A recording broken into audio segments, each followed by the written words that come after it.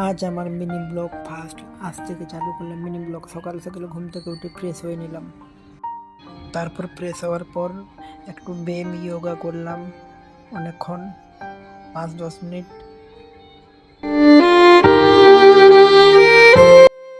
ব্যায়াম করা শেষে কিছু খেয়ে নিলাম ছোলা।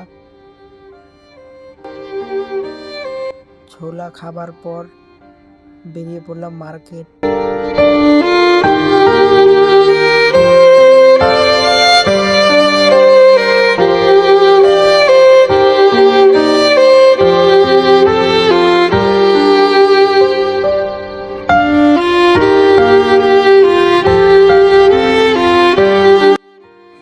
পৌঁছে গেছি মার্কেটে এসে এই দাদার কাছ থেকে কলা নিলাম।